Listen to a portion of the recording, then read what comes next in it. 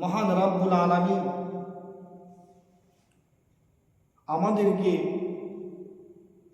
সর্বপ্রথম যে এই পবিত্র কোরআনের আয়াত যে নাজিল হয়েছে, সর্বপ্রথম সে হচ্ছে এই আয়াত, ইকরা বিসমি রাব্বিকাল্লাযী খালাক, পড়ো তোমার প্রতিপালকের উদ্দেশ্যে যিনি তোমাকে সৃষ্টি করেছেন। এবার আসি, আমি আমাকে আপনাকে প্রত্যেকেই যিনি সৃষ্টি করেছেন তিনি হচ্ছেন আল্লাহ, তিনি হচ্ছেন খোদা, তিনি হচ্ছেন রব্বুল আলামিন। তিনি আমাকে আপনাকে সৃষ্টি করেছেন, পৃথিবীর জমিনে পাঠিয়েছেন, একটি নির্ধারিত সময় আমাকে আপনাকে দিয়েছেন। তো এই সময়গুলোকে আমরা কি করি? আল্লাহ রাসূল সাল্লাল্লাহু আলাইহি ওয়াসাল্লাম হাদিসের মধ্যে লিপিবদ্ধ করেছে কি, যখন তোমাদের ছেলে অথবা মেয়েদের 7 বছর যখন বয়স হয়ে যাবে, 7 বছর, তখন সেই অভিভাবক পিতা ও মাতার কর্তব্য দায়িত্ব যে সেই ছেলেকে সেই মেয়েকে তার নামাজের কথা বলা, ইবাদতের কথা বলা, মসজিদে কিভাবে যেতে হবে সে আদবকে শিক্ষা, নামাজে কিভাবে দাঁড়াতে হবে সেটাকে প্র্যাকটিক্যালি বলা, নামাজে কিভাবে বসতে হবে সে নামাজের সে জ্ঞানকে বলা, নামাজের কোন দোয়া পাঠ করতে হবে। এই 7 বছর বয়স পূর্ণ হওয়ার পর একজন পিতা মাতার কর্তব্য এবং দায়িত্ব যে প্রত্যেকটি ছেলে মেয়েকে ইসলামের আদর্শ নিয়মে সেই সমস্ত ছেলে মেয়েদেরকে শিক্ষা দেওয়া। বাপ সোনা মনা, এইভাবে নামাজ পড়তে হয়, এইভাবে মসজিদে যেতে হয়, এইভাবে সালাম করতে হয়, এইভাবে কালাম করতে হয়। বিরাদার, প্রত্যেকটি পিতা মাতার প্রথম দায়িত্ব হচ্ছে 7 বছর বয়স হওয়ার পর তাকে এই ধরনের শিক্ষা দেওয়া। কতদিন ধরে দিবে? 3 বছর, 7, 8, 9, 10, 3 বছর, 11 বছর পর তার উপরে প্রত্যেকটি শরীয়তের বিধান লাগু হয়ে যায়, প্রত্যেকটি কানুন তার উপরে মানা চলা, হারাম হারাম ইত্যাদি জানা অজানা সমস্ত কিছু তার উপরে জরুরি হয়ে যায়, অপরিহার্য হয়ে যায় যখন তার বয়স 11 পূর্ণতা হয়ে যায়। কিন্তু যখন দেখছেন 7 বছর বয়স পূর্ণ হওয়ার পরে তাকে আপনি আদবের শিক্ষা দিলেন, কোরআনের শিক্ষা দিলেন, নামাজের ইবাদতের নিয়ম কানুন শিখালেন, তার শিক্ষা দেওয়ার পরে দেখা যাচ্ছে সে 11 বছর পূর্ণ হওয়ার পরে মসজিদে নামাজ পড়তে যায় না, আমার আপনার কথা অমান্য করে। আমি আপনি বলছি বেটা মসজিদ আজান হলো নামাজ পড়তে যা, নামাজ পড়তে যায় না। এ বেরাদার মিল্লাত ইসলামিয়া, মহান নবী আল্লাহর নবী মুহাম্মদ রাসূল আরবি সাল্লাল্লাহু আলাইহি ওয়াসাল্লাম বলছেন, ওই পিতা মাতার কর্তব্য হচ্ছে, দায়িত্ব হচ্ছে ওই ছেলে মেয়েকে তার উপরে কঠোর ভাষা বলা, তার উপরে মেজাজ দেখিয়ে নামাজকে তাকিদ করা। যদি তারপরেও যদি সেই সন্তান সেই ছেলে যদি আপনার কথা যদি না শুনে, তার যদি আপনার কথা অমান্য করে, আল্লাহর নবী বলতেছে তোমার প্রয়োজন যদি হয় তাহলে লাঠি নাও, লাঠি নিয়ে আঘাত করো, প্রহার করো, যাতে তিনি সেই মসজিদে গিয়ে আজানের ধ্বনিতে গিয়ে নামাজ পড়তে যায়। দেখা যায় আপনার লাঠির প্রভাবে লাঠির আঘাতে যদি সেই ছেলে নামাজ আপনার কথা মান্য করছে না, অমান্য করে দিচ্ছে, আপনার কথা গুরুত্ব দিচ্ছে না, আল্লাহর নবী মুস্তাফা সাল্লাল্লাহু আলাইহি ওয়াসাল্লাম বলছেন ওই ছেলে অথবা মেয়েকে বলা হচ্ছে কি তাদের জন্য খাবারকে বন্ধ করে দাও, খাবারকে ত্যাগ করে দাও, খাবারটা বন্ধ করে দিতে হবে। দেখা যায় 2 দিন 3 দিন খাবার বন্ধ করে দেওয়ার পরেও যদি সেই সন্তান সে ছেলে অথবা মেয়ে আপনার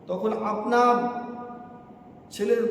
ছেলেদের প্রতি আপনার নালিশ, আপনি তখন সমাজের লোককে বলেন। আপনি কোন আশায় বলেন? কোন পাওয়ার আশায় বলেন? যখন আপনার শিক্ষার কথা বলা উচিত ছিল, সেই সময় আপনি আদব শিখানো শিক্ষার কথা বলেননি। সেই ছেলে তো অমানুষ তো হবেই। সেই ছেলে তো আমাকে আপনাকে ভাত না দিতে পারে। কেন? তার ভিতরে সেই যে জ্ঞানটাকে দেওয়ার কথা প্রয়োজন ছিল, যে বয়সটা শিক্ষার অর্জন করার সময় ছিল, আদব শিক্ষার সময় ছিল, সেই সময়টা আপনি বিভিন্ন কাজে আপনি ব্যবহার করেছেন বলে, কিন্তু আসল যেটা কাজ আপনি সেটাই করেননি। সেই বয়সে কিসে আশা করছেন? ব্রাদার, এমনও পিতা আছে যে জীবনের ছেলে মেয়েদেরকে নামাজের কথা বলে না। সাবধান, কাল কিয়ামতের মাঠে হাসরের দিনে ওই পুত্র সন্তানকে যখন জিজ্ঞাসা করা হবে কি তুমি নামাজ কেন পড়ো, আল্লাহ পাক জিজ্ঞাসা করবে তুমি নামাজ কেন পড়ো, তিনি এক বাক্যেই তিনি উত্তর দেবেন, আমার আব্বা কোনোদিন কোনো সময় নামাজের তাকিদের কথা আমাকে বলেনি, নামাজ পড়ার কথা অনুমতি দেয়নি, আদেশ করেনি, হুকুম দেয়নি যা বেটা মসজিদে নামাজ পড়তে যা, আমার উপরে কোনো নামাজের প্রেশার দেয়নি আমাকে। তিনি একটি শব্দ বলে সেখান থেকে তিনি ফিরে যাবেন। তখন আমাকে আপনাকে ধরবে, তুমি তোমার সন্তানকে নামাজের কথা বলেনি, এটা তো হাদিসের কথা। আল্লাহ পাক নবী মুহাম্মদ রাসূল আরবি সাল্লাল্লাহু আলাইহি ওয়াসাল্লাম বলেছেন, তোমাদের ছেলে অথবা মেয়েদেরকে প্রাথমিক শিক্ষাতে 7 বছর বয়সে সমস্ত নিয়ম কানুন শেখাও, 11 বছর পূর্ণতা হয়ে গেলে তাকে নামাজের তাকিদ দাও, টর্চার করো, তার বিস্তারকে আলাদা করে দাও, বিছানাকে আলাদা করে দাও। এই হাদিসের প্রতি আমরা আমল করি। পেরাদার মিল্লাত ইসলামিয়া, আমরা বিভিন্ন রকমের আমরা প্রশ্ন করে থাকি, বিভিন্ন রকমের আমরা চর্চা করে থাকি, কিন্তু কখনো জীবনে আমরা নিজের সন্তানদেরকে সঠিক পথ যদি আপনি দেখান, তাহলে আপনি হচ্ছেন পিতা ও মাতা। তাই মহান রাব্বুল আলামিন বলছেন, যে কোনো বিষয়ে তুমি আগে জ্ঞান অর্জন করো, পড়ো, ইকরা বিসমি রাব্বিকাল্লাযী খালাক। আল্লাহ পাক বলছেন তুমি পড়ো তোমার প্রতিপালকের উদ্দেশ্যে যিনি তোমাকে সৃষ্টি করেছেন।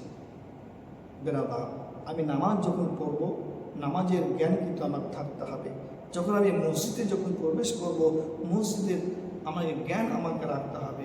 এই নয় মসজিদটা হচ্ছে আল্লাহর ইবাদত করার ঘর, আর সেই ঘরে গিয়ে যদি আমরা দুনিয়ার কোনো আলোচনা, দুনিয়ার কোনো গুপ্তগু, দুনিয়ার কোনো ভাষা, অশ্লীল ভাষা যদি আমরা মসজিদে যদি ব্যবহার করি, তাহলে তো আমাদের মসজিদের ইবাদতের ঘর আর নিজের বাড়ির মধ্যে পার্থক্যটা কোথায় থাকে?